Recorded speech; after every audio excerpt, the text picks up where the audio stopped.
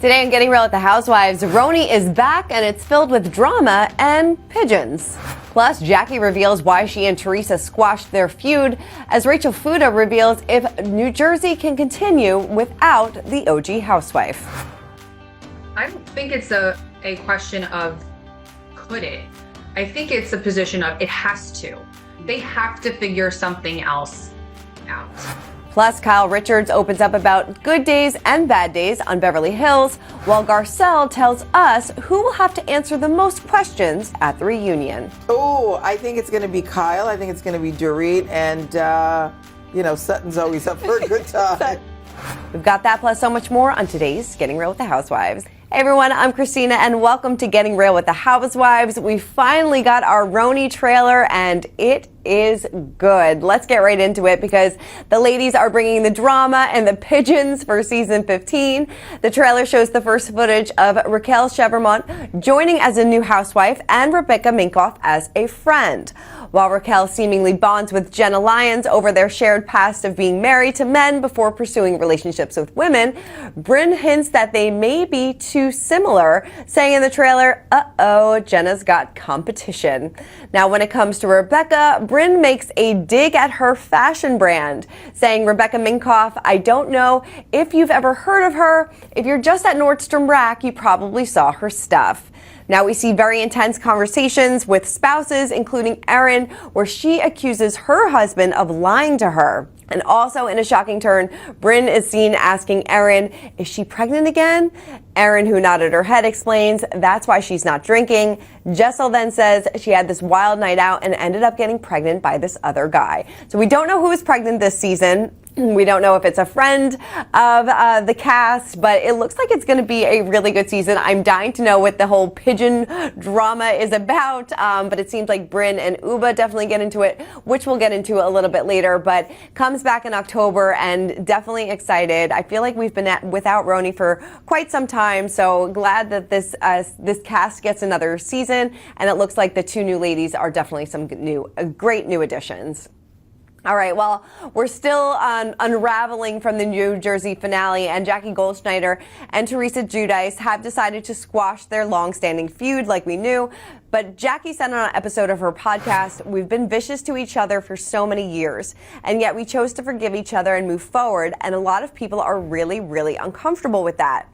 She claimed that in addition to seeing discourse from the fans online, she also noticed that some of the other members of the New Jersey cast were not pleased. However, Jackie stood by her and Teresa's decision to make amends. She added, it felt right. It felt like letting go of all that pain and that hurt and that want for revenge, that looking to destroy. By letting go of that, I felt like I was adding a lot of peace to my life and moving past all of that. Now, the women also brought their husbands, Evan and Louis, to their meeting, which happened off camera, and she said, we talked about it off camera. We apologized to each other for it. We apologized to each other's husbands, and we decided to move forward, and the byproduct of that is a really nice friendship that continues to grow off camera. Whatever makes you happy. I mean, if that is the avenue that Jackie decided to go down, it seemed like she definitely, I don't know. I would love to know if you feel like this was a calculated friendship in the beginning and now maybe it's turned into something a little bit more genuine, but I still can't get over the fact that Teresa, forgave Jackie and still is putting all the blame on Margaret. But hey, what can you do? Now, in other Jersey news, Rachel Fuda is pregnant. The reality star shared that she is expecting with her husband, John, in the season 14 special Off the Rails episode, which aired this past weekend. She made the surprise announcement during a toast with the rest of her New Jersey co-stars after Melissa Gorga began saying there's a lot of life to be had. She interrupted her to reveal her happy news and said, considering I'm pregnant. Very excited for the two of them. They already share 3 children, Jaden, who is 17, and their daughters, Gianella, who is 4, and Juliana, who is 2. Now, Rachel legally adopted Jaden while the girls were born via IVF. The baby on the way was also conceived via IVF. So we recently caught up with Rachel and we discussed a lot about her pregnancy, but I also had to ask if she thinks New Jersey should go on without Teresa Giudice. Take a look. I don't think it's a question of could it. I think it's a position of it has to. They have to figure something else out. And that's just my opinion. I don't know how, anyone that runs the show feels that. I don't know what their feeling is on it. But there's a common denominator here that also seeps into other people in the cast. And I truly feel like that is her, unfortunately. And it's oh, let's reconcile. And then we bring it back up again. So we're never actually reconciled. Like, it's crazy to me, the grudges that are held and all this. We have to move forward. Like, we have to take 3 steps back and then have an issue about something else. And then find the resolution in that. Like, we don't need to talk about what happened in 1992. I mean, she seems to think that this show has to go on without Teresa, but the powers that be in Bravo will probably end up making that decision. But it seems like she is at peace with whatever decision they make regarding her future. But she said that she's not expecting a call anytime soon. So we'll see. All right. Well, this is an interesting story. So the Real Housewives of Orange County newbie Katie Gianella is being sued over her golf business for $5 million. Chad Rusky filed a lawsuit last month against Katie, her company Tee Shots, and her business partners over their golf-shaped shot glasses. According to paperwork obtained by InTouch, Rusky accused Katie and her coworkers of breach of implied contract and the reality star's business partners of fraud, requesting that her colleagues turn over all profits from the business. In the paperwork, he claimed that he developed the unique idea of the golf shot, a shot of alcohol contained in a golf ball-shaped shot glass. He's now accusing Katie's business partners of conspiring behind his back to secure the Tee Shots name. He requested in the lawsuit an injunction which would prevent Katie and her partners from continuing to sell their product. In response to the legal action, an attorney representing Katie and our business partners issued a statement denying the claims. I mean, if nothing's in writing, I don't know if this guy really has a leg to stand on, but I am no legal expert. But I guess we'll have to wait and see what happens if he ends up getting a cut of any of these profits.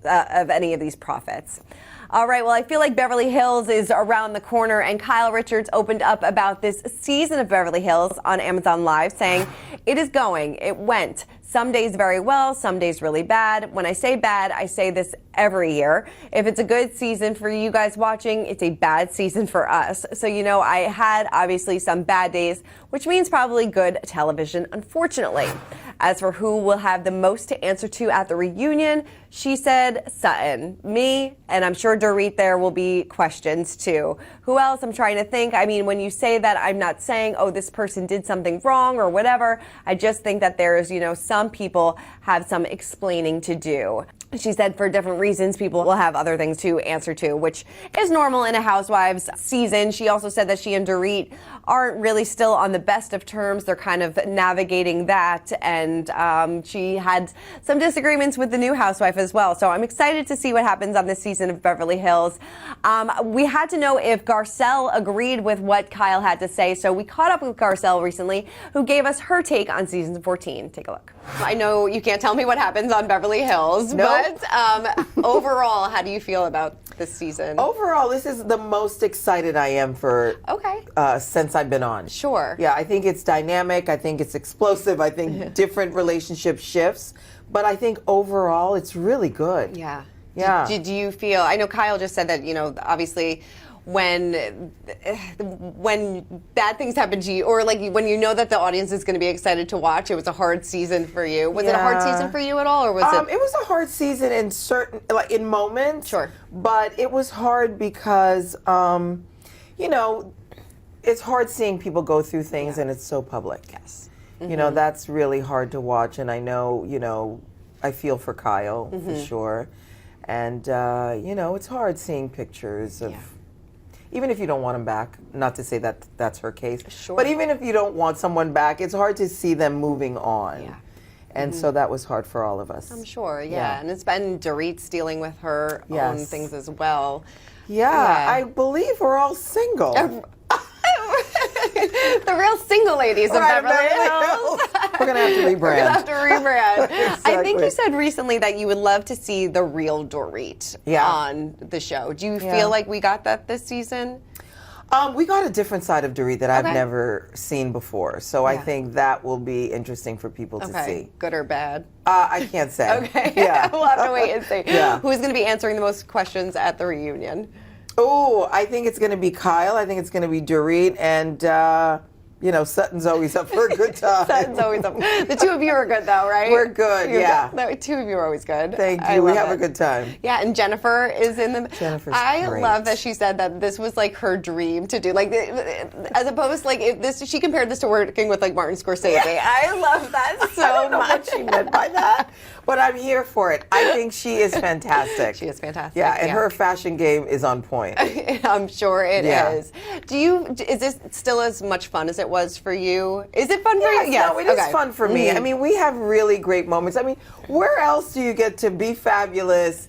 And when we weren't going to St. Lucia, Kyle said, I love going to a beautiful place and arguing. Right. Yes. So we get to go different places and argue. Yes, different places. Do you feel like you've made like lifelong friends doing this though? I think so. Yeah, Yeah. I think some. Yeah, I think so. Some, Not some more than everybody. others. Yeah. Always love catching up with Garcelle. All right, well, let's get into our social spotlight of the week. And like I said, Uba and Brynn seem to be going at it this season. The show hasn't even aired, and they're already taking out their grievances on social media. Uba posted this reel of the trailer of a Bravo promo clip, and she said, "Just to clarify, my dress barn day rate could easily cover 6 months of her cheap, no-view apartment rental, XOXO Uba." That was, of course, in response to Brynn taking a little dig at Uba's modeling career, saying that she just models for Dress Barn. Hey, I'd model for Dress Barn any day if they're paying a 6 months of rent in New York City. But I think it's going to shape up to be a really good season.